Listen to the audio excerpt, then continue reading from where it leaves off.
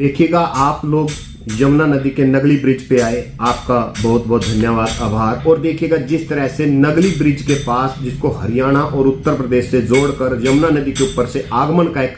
जरिया मौजूदा सरकार ने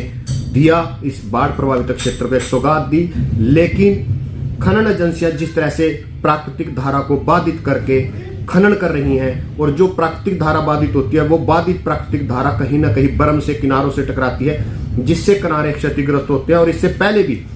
ब्रिज के किनारे टूटे हैं और क्षतिग्रस्त हुए हैं। देखिएगा, मैं आपके माध्यम से हरियाणा सरकार से मांग करता हूं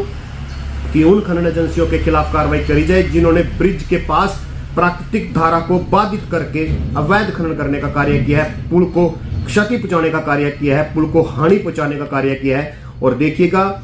इन जो पुल के लेफ्ट एंड राइट जो खनन एजेंसियां खनन कर रही हैं, वो कहीं ना कहीं प्राकृतिक धारा को जब बाधित कर रही हैं तो नियमों के विपरीत खनन कर रही हैं। इस तरह की खनन एजेंसियों के लाइसेंस तुरंत प्रभाव से सस्पेंड कर देने चाहिए, क्योंकि आने वाला जो समय है, दो प्रदेशों की जनता इस पुल से आगमन करेगी और कहीं ना कहीं जिस तरह से बेअदबी से और नियम तोड़ करके प्राकृतिक धारा को बाधित करके खनन किया जा रहा है, आने वाले समय में भयंकर परिणाम ले आ सकता है। इससे हमारी अधिकारियों को और हमारी हरियाणा सरकार को और हमारी केंद्र सरकार को सचेत होना चाहिए। देखिएगा, आप लोग यमुना नदी के नगली ब्रिज पे आए, आपका बहुत बहुत धन्यवाद, आभार। और देखिएगा जिस तरह से नगली ब्रिज के पास, जिसको हरियाणा और उत्तर प्रदेश से जोड़कर यमुना नदी के ऊपर से आगमन का एक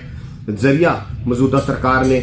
दिया, इस बाढ़ प्रभावित क्षेत्र को सौगात दी। लेकिन खनन एजेंसियां जिस तरह से प्राकृतिक धारा को बाधित करके खनन कर रही हैं, और जो प्राकृतिक धारा बाधित होती है वो बाधित प्राकृतिक धारा कहीं ना कहीं बर्म से, किनारों से टकराती है, जिससे किनारे क्षतिग्रस्त होते हैं। और इससे पहले भी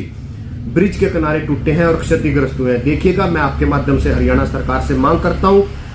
कि उन खनन एजेंसियों के खिलाफ कार्रवाई करी जाए जिन्होंने ब्रिज के पास प्राकृतिक धारा को बाधित करके अवैध खनन करने का कार्य किया है, पुल को क्षति पहुंचाने का कार्य किया है, पुल को हानि पहुंचाने का कार्य किया है। और देखिएगा,